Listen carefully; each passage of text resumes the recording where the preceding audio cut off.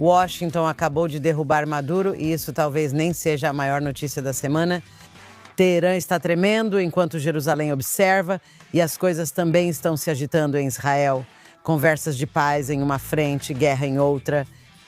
Fique ligada em Israel em Diplomático.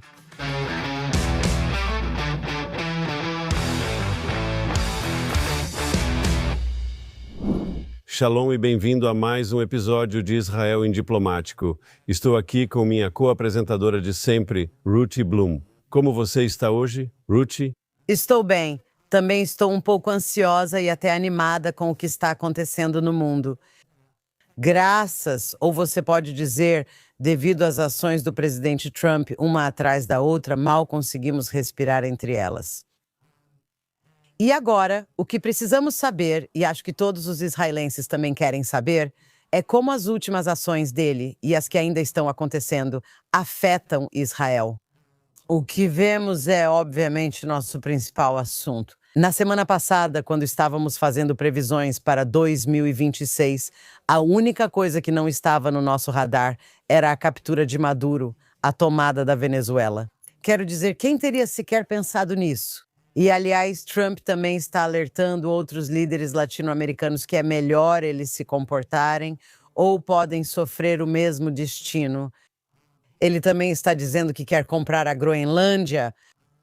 Mas, mais importante ainda, eu diria, se focarmos agora no Irã e em seus aliados Hezbollah e Hamas. Vamos falar rapidamente sobre os protestos no Irã. Quero discordar de uma coisa que você acabou de dizer, Ruth. Não acho que os americanos está claro que eles estão assumindo a Venezuela. Acho que está muito mais em aberto o que vai acontecer lá. Eles vão trabalhar com o regime atual agora sob o vice-presidente? Eles vão escolher os ativistas de direitos humanos para receber o prêmio Nobel em vez de Trump? Sim, isso não está claro para mim, mas como israelense observo como isso afeta Israel e o Oriente Médio. Eu acho que é algo muito positivo. Por quê? Mais uma vez, Trump mostrou que não se brinca com ele e que ele está disposto a usar a força quando acha que é do interesse nacional americano. Ele não é pacifista, está provando que não é só fala, vai agir. E essa é uma mensagem crucial para os maus atores ao redor do mundo, mas também é uma mensagem crucial para os maus atores no Oriente Médio, especificamente pessoas como Hamas, especificamente. E nós vamos falar muito sobre isso, sobre a ditadura no Irã, porque alguns dias atrás, quando o presidente Trump disse que responderia se eles começassem a massacrar seus manifestantes. Sim, essa é uma mensagem que os iranianos, depois de verem o que aconteceu na Venezuela, precisam levar mais a sério. E por isso eu acho que uma América mais robusta, uma América temida por seus inimigos, é uma boa decisão política. Não só é uma boa decisão política, mas também mostra que ele é totalmente diferente do governo Obama e depois do seu clone no governo Biden, como disse Obama, ele estava liderando por trás e continuou fazendo isso. E o mundo inteiro sofreu como resultado das políticas dele. E como Trump teve apenas um mandato antes da entrada de Biden na Casa Branca, ele não conseguiu. Primeiro, ele era inexperiente. Agora está mais experiente, mas ainda não teve tempo de corrigir tudo que estava errado. E o que vimos é que a mensagem que ele está transmitindo é essa, certo? Eu sou a nova xerife na cidade. Ou a velha xerife na cidade, e falo sério, ela segue cumprindo suas promessas. Também é uma mensagem clara, talvez ela não queira que seja, mas é uma mensagem clara para os isolacionistas do Partido Republicano, a direita woke. Aqueles que dizem isso acusam qualquer pessoa que acredita que a América deve exercer seu poder fora das fronteiras dos Estados Unidos de ser uma neocombelicista. E ele simplesmente está ignorando esse grupo do seu partido, o que é interessante porque seu vice-presidente, JD Vance, tende um pouco mais para esse lado, se não totalmente. Mas quero dizer, ele não se posicionou totalmente do lado deles e é interessante que ele tenha estado bastante ausente ultimamente. Mas por quê? Isso afeta todos nós, afeta Israel e ao mesmo tempo não afeta. Isso não contradiz o América em primeiro lugar de forma alguma. Israel precisa de uma América forte. Mas vamos falar sobre isso. Enquanto ele faz isso, ele, junto com Israel, desativou ou enfraqueceu seriamente o regime iraniano, enfraqueceu seriamente o Hezbollah no Líbano e o Hamas em Gaza, etc. No entanto, e aliás, ele está incentivando ou autorizando outra operação israelense, uma operação israelense séria no Líbano contra o Hezbollah. Mas, enquanto isso, ele está intermediando e insistindo em negociações de paz entre a Síria e Israel. E isso é preocupante, assim como os preparativos da Turquia para se juntar a essa coalizão de forças em Gaza. Então, esses são dois, eu acho, problemas sérios para Israel que também são devido ao Trump. Sobre a Síria, não acredito que existam negociações de paz ou que haja expectativa de normalização entre Israel e Síria em breve. Mas, como dissemos na semana passada, em nossas previsões de Ano Novo, o que está acontecendo é Israel e Síria estão trabalhando em algum tipo de acordo de segurança que permitirá a Israel se reposicionar no sul da Síria. E haverá alguns acordos feitos sobre zonas desmilitarizadas e segurança para a comunidade drusa. Não será um tratado de paz, mas podem ser feitos acordos de segurança. Tínhamos acordos com o regime Assad. Henry Kissinger, conhecido por sua diplomacia de vai-vem, negociou um acordo entre Síria e Israel. Um acordo de segurança de 1974 após a Guerra do Yom Kippur, que durou décadas.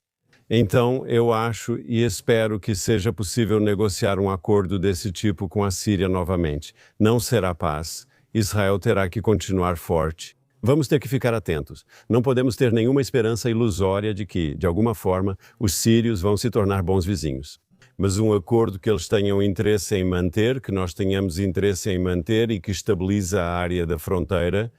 No fim das contas, neste momento, enquanto falamos, temos um grande número de tropas israelenses no sul da Síria. E até agora tudo bem. Mas você pode exagerar esse tipo de coisa.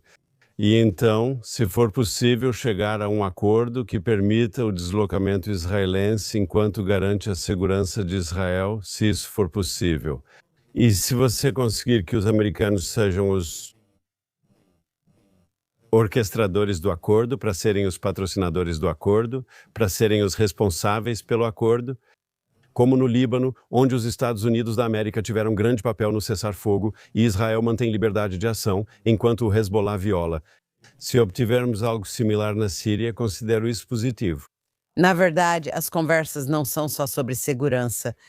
Na verdade, a primeira rodada de conversas entre israelenses e sírios de verdade é sobre cooperação civil, não militar. Quer dizer, não defesa e segurança, agricultura, água, enfim, coisas civis. E por que isso preocupa? Parece bom, né? Mas, enquanto isso, há curdos sendo massacrados na Síria também. Sabe, a questão é que nós realmente... A Shara não provou seu valor. Quero dizer, você sabe, eu venho dizendo, ele é um terrorista de gravata e talvez ele possa se reformar, mas, sabe, ele...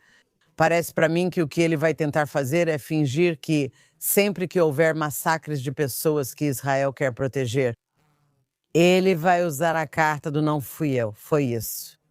Essas eram forças do Estado Islâmico do Iraque e da Síria e da Al-Qaeda, como no Líbano, onde o exército diz, não somos nós, é o Hezbollah, estamos tentando. Então, o ponto é que, sabe, você não pode confiar em regimes assim. E eu espero que o presidente Trump não confie totalmente nele. Eu não sei. Também estamos vendo rachaduras na Arábia Saudita, sabe? Toda essa conversa sobre vamos fazer algum acordo com a Arábia Saudita e talvez a Arábia Saudita entre nos acordos de Abraão. Não é. Isso não parece nada provável, na verdade. Você também previu que isso não aconteceria na semana passada no nosso podcast, mas o fato é que todas essas coisas realmente importantes e boas estão acontecendo. E sabe, a questão é, Trump está apenas falando sem pensar ou ele está realmente estabelecendo uma estratégia incrível para o que ele disse? O hemisfério ocidental inclui a Groenlândia, a América Latina e outros. Muitos dizem que Trump não tem estratégia, apenas acorda e faz as coisas.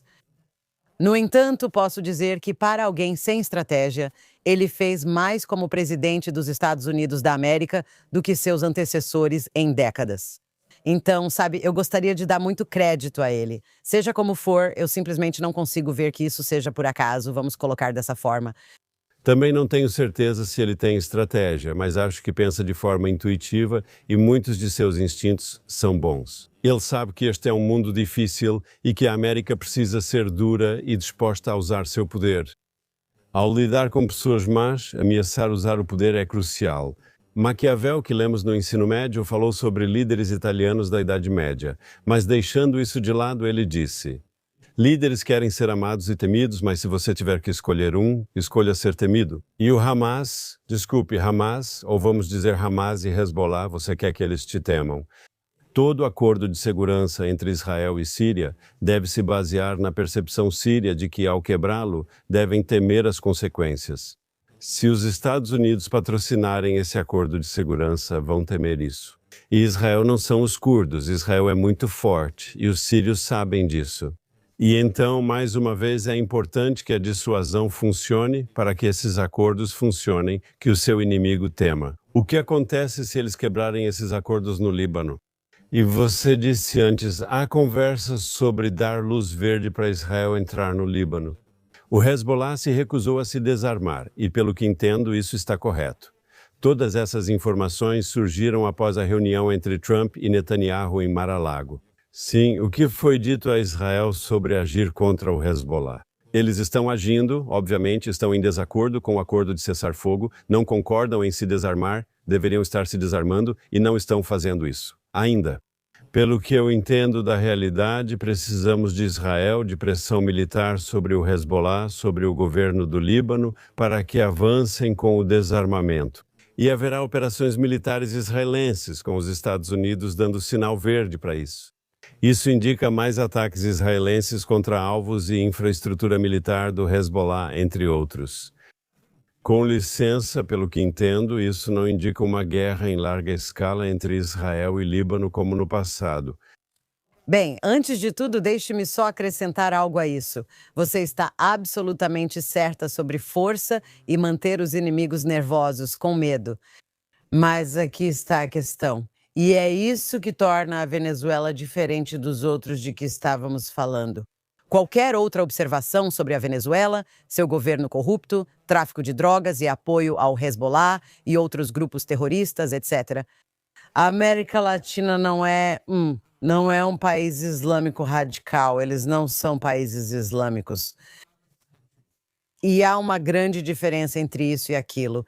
E você pode ter um eixo do mal ali em cooperação, mas essa não é a cultura deles, não é jihad. Agora, por que estou mencionando isso? Porque eu acho que talvez o presidente Trump não compreenda isso. Não basta fazer o Hezbollah e os ayatollahs temerem suas operações militares. Eles têm uma ideologia que também envolve, sabe, o martírio. Uma das preocupações, e por isso Israel está se preparando, é que Hezbollah e Hamas não vão se desarmar. Isso não existe, eles sempre serão assim. Então isso significa que você teria que eliminá-los completamente, mas isso também significa que você teria que prolongar a guerra. Mas a questão é, o Hezbollah vai atacar Israel e os ayatollahs no Irã vão, você sabe, lançar algum tipo desses ataques? Mary? Ok, o ayatollah está se preparando e ficando pronto. Talvez para fugir para a Rússia se as coisas ficarem muito ruins, mas enquanto isso para disparar contra Israel os mísseis balísticos restantes que ele tem. Essa é uma das coisas das quais Israel está ciente, que eles não são agentes racionais nesse sentido. Organizações terroristas e estados terroristas não são agentes racionais da forma como, eu até odeio usar essa palavra, racionais. Eles têm estratégia, têm política e táticas, mas também têm essa ideologia que vai além disso.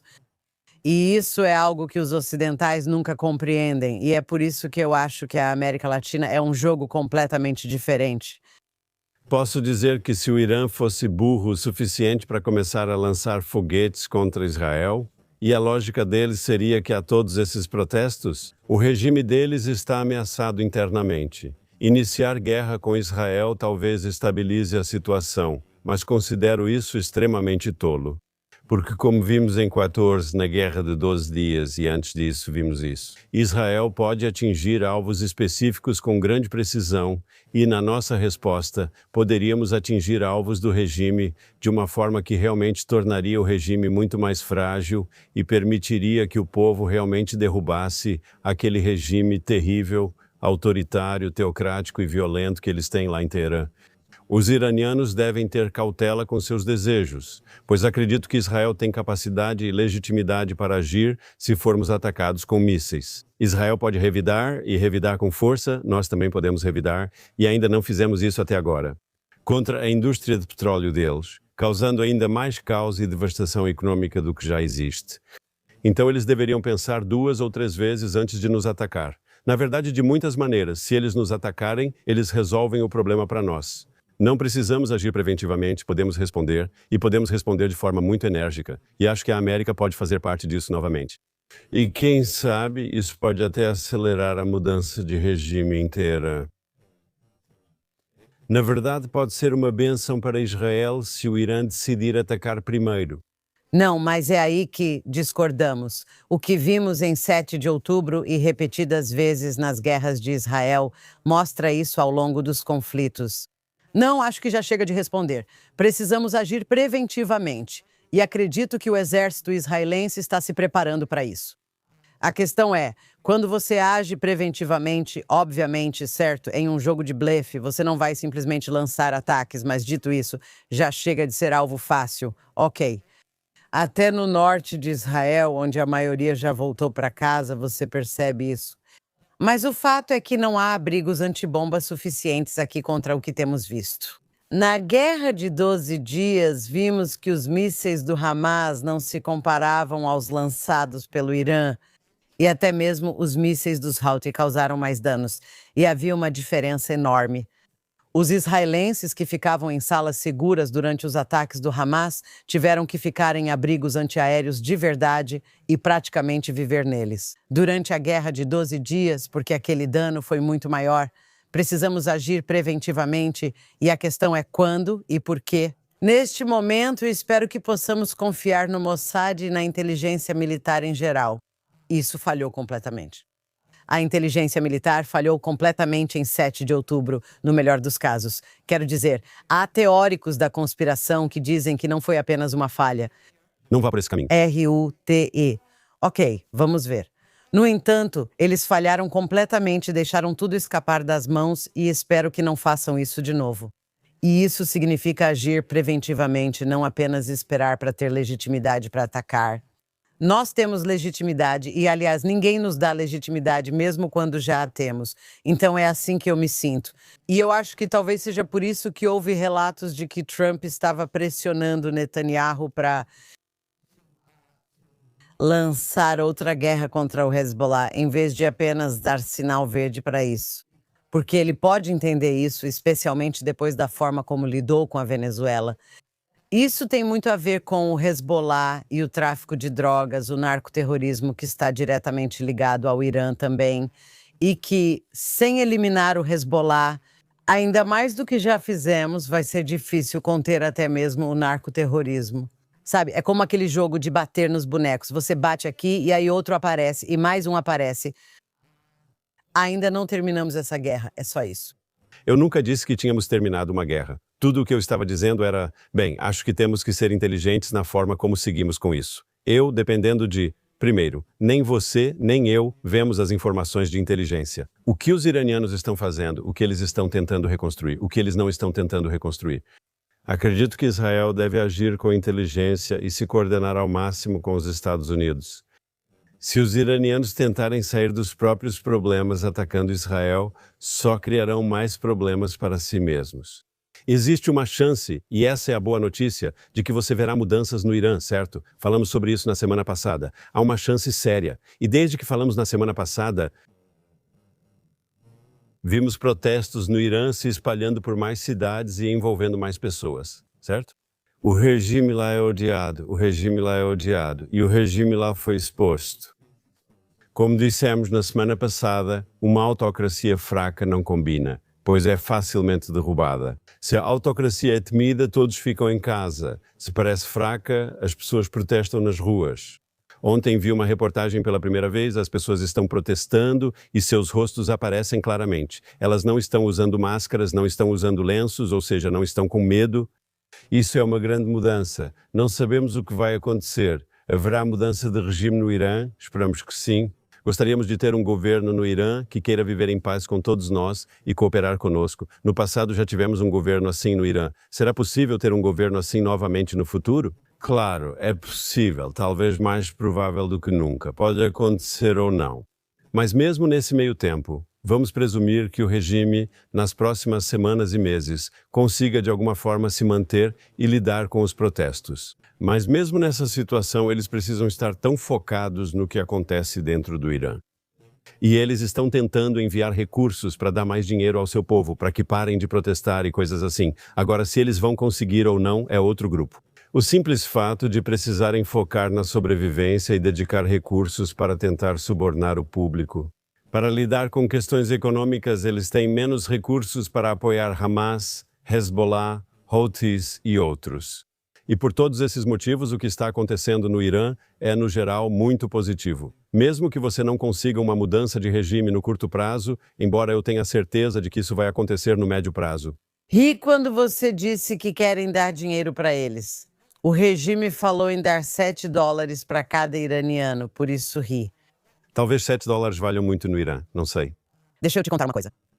Não, tudo bem. Eles estão sem água, sem eletricidade, as prateleiras dos supermercados estão vazias e eles estão furiosos com muitas coisas.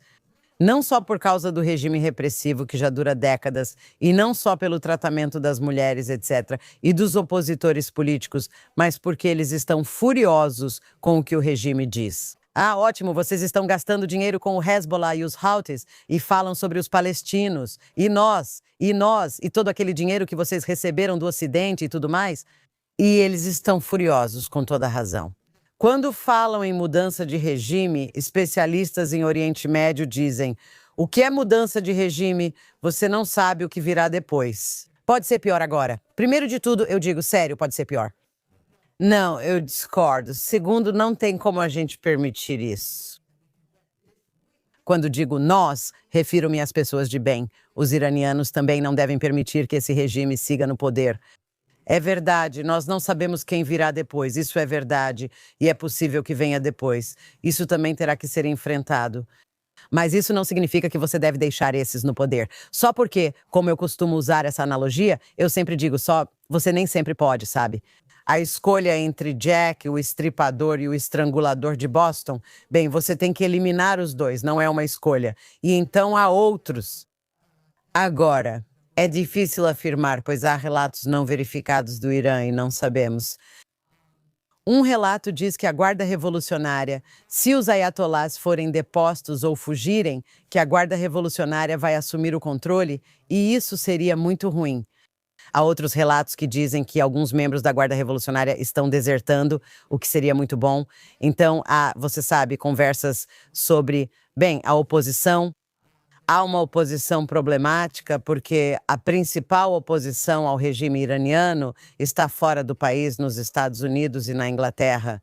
E esse tipo de coisa, eles na verdade não vivem no Irã.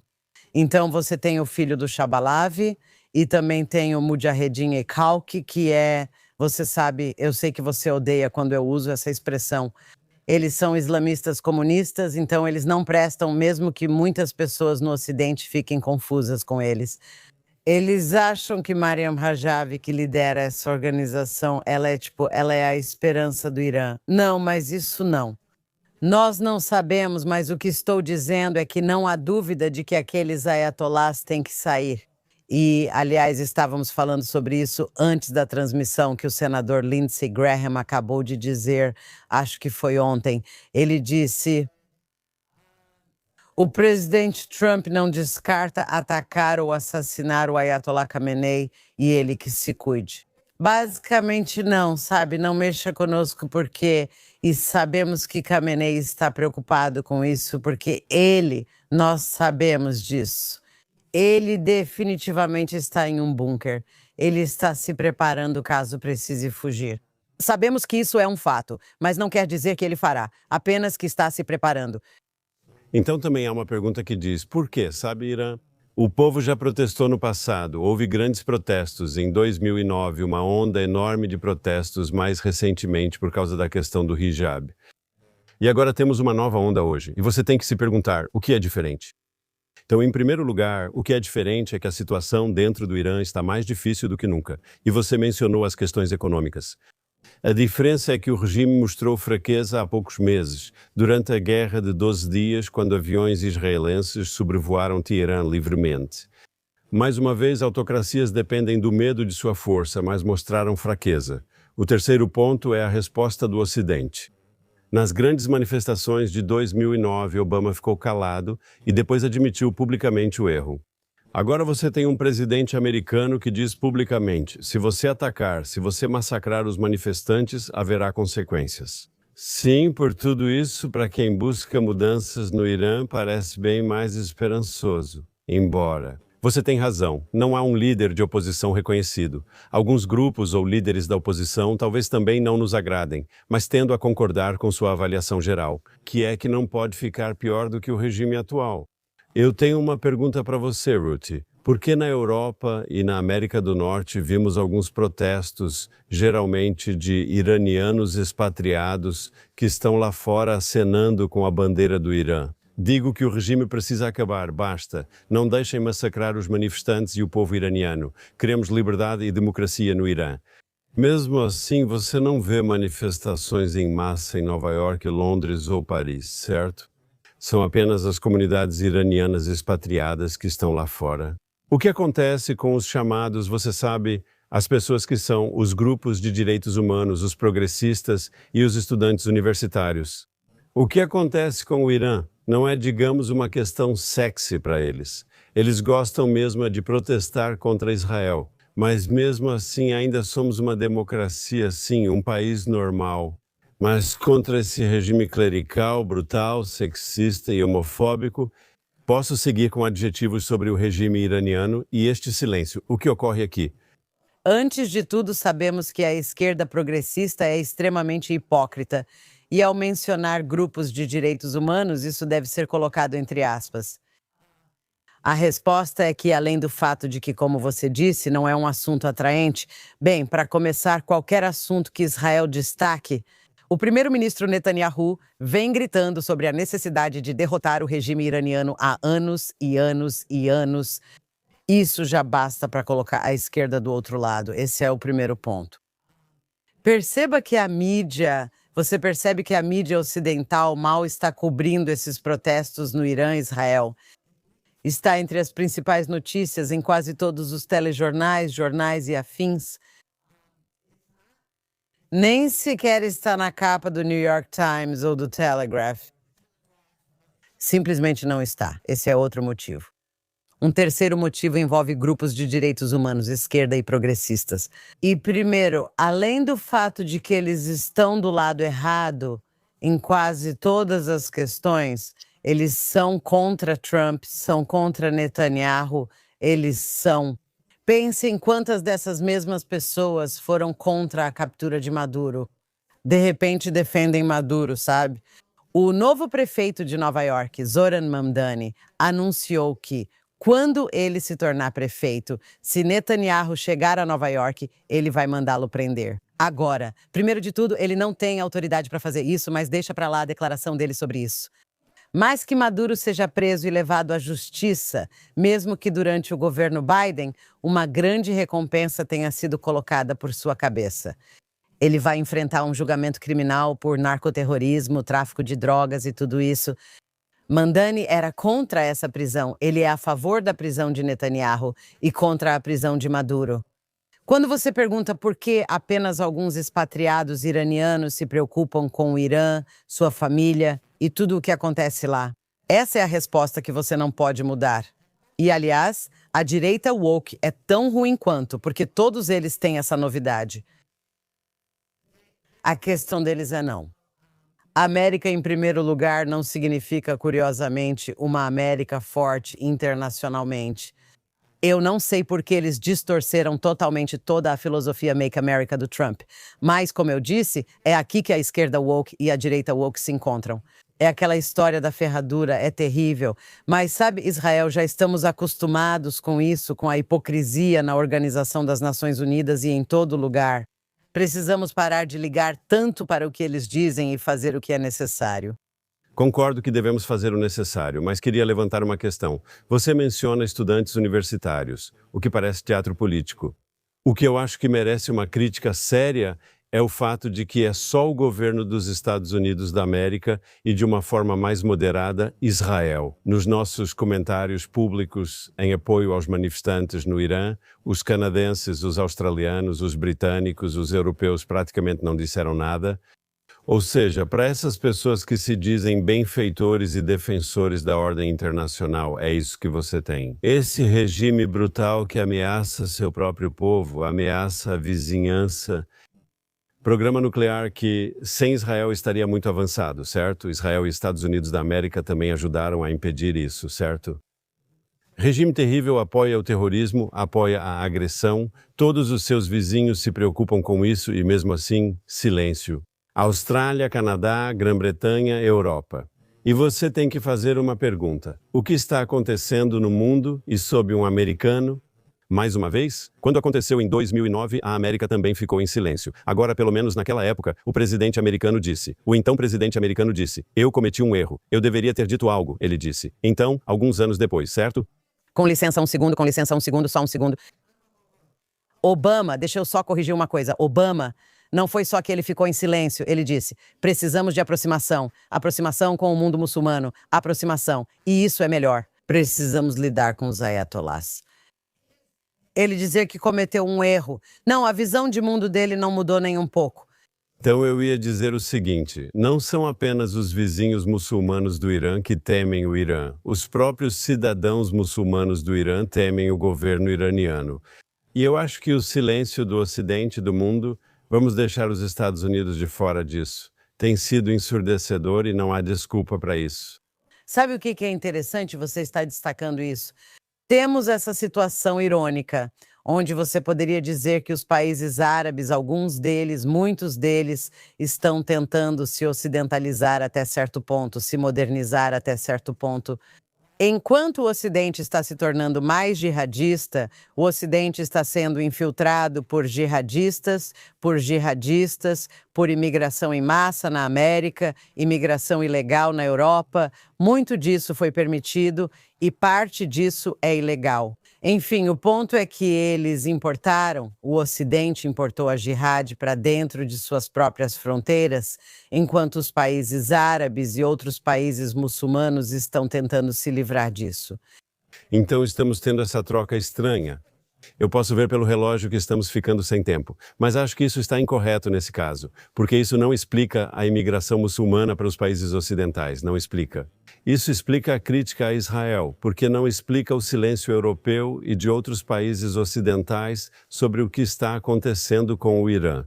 Porque a maioria desses muçulmanos são sunitas, e eles não têm nenhum apreço pelo regime em Teherã. Eu só acho que tem outra coisa acontecendo aqui. Seja por interesses econômicos, seja porque não podem concordar com Trump e precisam mostrar que são diferentes, seja porque realmente não se importam com direitos humanos e democracia, só quando convém. Você sabe Israel, né, toda vez, né? Mas não há dúvida de que a hipocrisia deles foi exposta de forma muito clara na questão iraniana. Sem dúvidas sobre isso. Bom, acho que por hoje é só. E até a próxima semana. Deus sabe o que nos espera do governo Trump e, aliás, do governo Netanyahu também. Te vejo semana que vem, Ruthie. Estou ansioso por isso.